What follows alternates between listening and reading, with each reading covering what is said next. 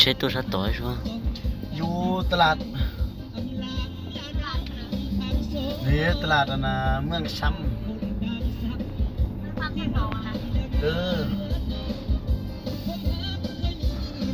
อยู่กันเลย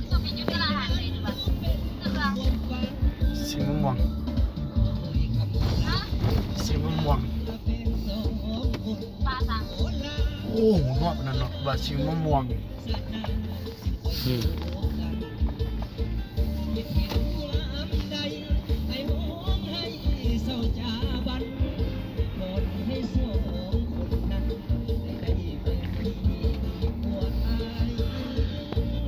โซเชียลมาเช่นน้อย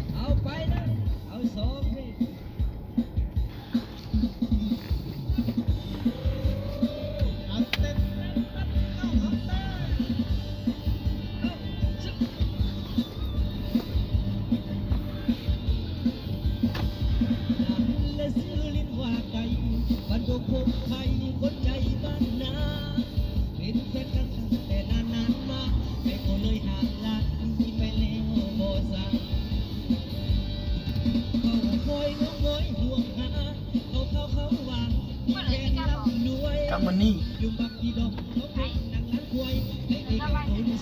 ไอ้เรามาจีบถาลำวงเลย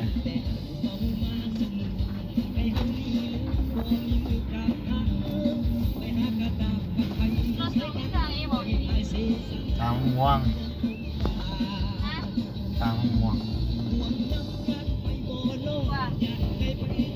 จังหวัดตามมะม่วง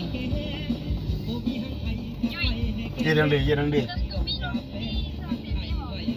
เห็นก่อนที่เย็นหังผ้าหัง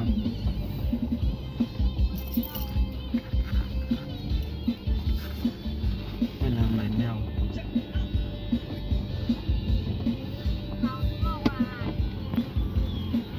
ฮะหนักกว่านั้นนี่ซื้อโฟมว่าเจียงหน่อยยังว่าซื้อโฟมกับโฟมมันเยอะซื้อจะกินอะไร